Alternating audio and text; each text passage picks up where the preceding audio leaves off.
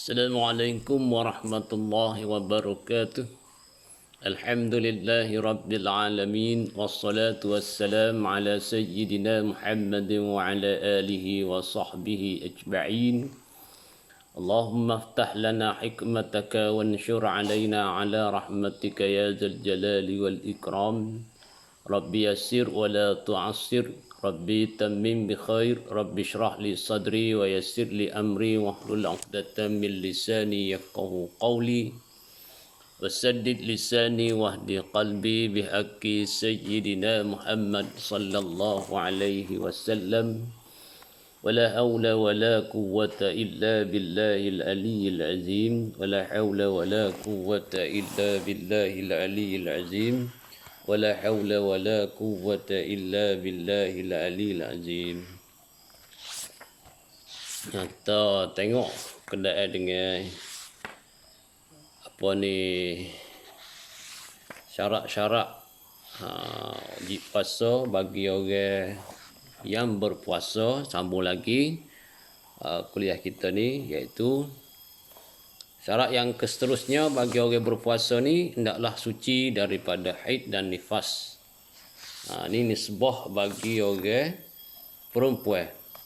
Nisbah bagi orang perempuan, apabila dia nak berpuasa hendaklah ia suci daripada haid dan nifas. Orang lelaki tak ada lah. Tidak berlaku lah ni.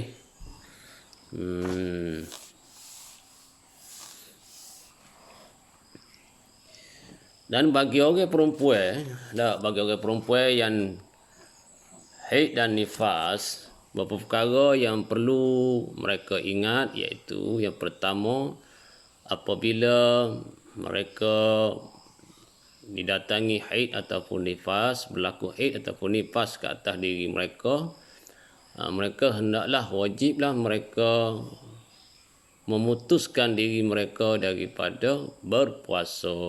Jadi jangan ada rasa aku ni puasa lagi. Dah. Maknanya bila mari haid dia kena ingat bahawasanya dia tidak lagi berpuasa. Kalau dia masih lagi menganggap diri dia berpuasa ketika mari haid, boleh kata setengah ulama haram, berdosa. Itu dia. Dan pula bagi mendapatkan pahala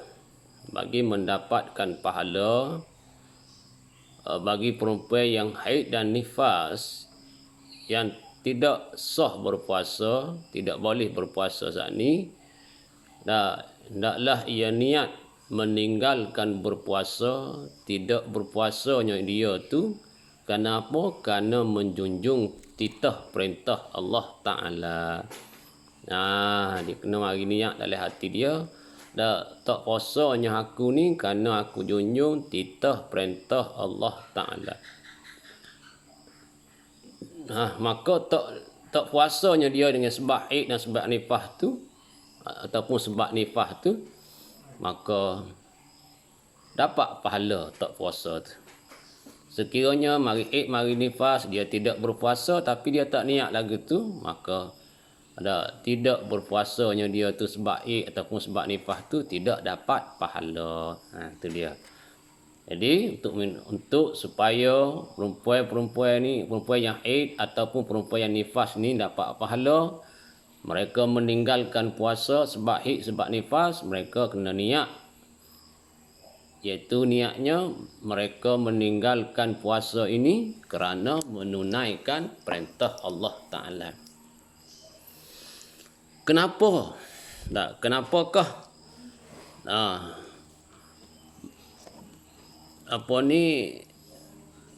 meninggalkan, kenapa niat sedemikian boleh memberikan pahala, boleh mendatangkan pahala bagi orang haid dan orang nifas, iaitu kerana apabila seseorang perempuan haid ataupun nifas, segi hukumnya diharamkan ke atas mereka berpuasa.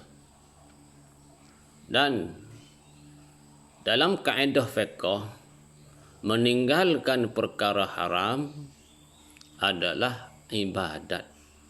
Ini disuruh dan dituntut oleh syarak. Mengerjakan perkara taat disuruh dituntut oleh syarak, meninggalkan perkara haram disuruh dan dituntut oleh syarak. Jadi kedua-dua ni adalah ibadat. Buat hak Tuhan suruh pun ibadat, tinggal hak Tuhan larang pun ibadat. Namun syarat untuk dapat pahala bagi perkara yang disuruh, lagi menunaikan perkara yang disuruh oleh Allah Ta'ala, syarat dianya kita kena ikhlas kepada Allah. Barulah apa yang kita tunaikan, tuntutan yang disuruh oleh Allah Ta'ala, yang kita tunaikan itu akan dapat pahala. Kalau kita buat tu tidak ikhlas, kita tunaikan perintah yakni suruh Allah Ta'ala tidak ikhlas, tidak akan dapat pahala. Begitu jugalah dalam soal meninggalkan perkara haram. Ini contohnya bagi perempuan yang haid ataupun yang nifas, yang diharamkan mereka berpuasa. Sekiranya dengan niat, dengan tujuan mereka meninggalkan puasa, tidak berpuasanya mereka itu sebab mereka mari haid ataupun mari nifas, kerana menjunjung titah perintah Allah Ta'ala, maka dengan niat sebegitu, tinggalnya puasa demo tu, tinggalnya puasa perempuan-perempuan sebegitu, yang berhaid ataupun yang bernifas saat ni, boleh mendatangkan pahala kepada mereka. Itu dia. Sebab dia tinggal perkara haram. Yakni haram ke atas orang haid ataupun orang nifas berpuasa. Itulah keadaannya. Jadi ala kullihalnya bagi orang yang didatangi haid ataupun orang yang bernifas, mereka tidak puasa, tidak berpuasanya mereka itu tidak bermakna sia-sia. Mereka akan mendapat ganjaran pahala apabila mereka niat dalam hati mereka meninggalkan puasa ini kerana menjunjung titah perintah Allah Ta'ala, yang mana Allah Ta'ala mengharamkan ke atas mereka berpuasa. Cuma satu perkara yang perlu diingat juga, haid ni berbeza dengan nifas. Kalau secara mudahnya, haid ni merupakan darah yang boleh dikatakan kebanyakannya setiap bulan orang perempuan darah kotor ni akan keluar. Ada yang keluar seminggu, 2 minggu, ada juga yang keluar 2 hari ataupun 1 hari. Dengan syarat-syarat, dengan keadaan-keadaan tertentulah. Manakala nifas ialah darah yang keluar yang mengiringi beranak. Maknanya kalau orang tidak melahirkan anak, tidak beranak, tidak berlakulah nifas. Ini juga perkara yang perlu diambil faham. Jangan kata takutnya jadi satu kekeliruan bagi setengah orang lah. Bagi setengah orang, takut dia faham nifas dengan haid ni serupa, tak berbeza.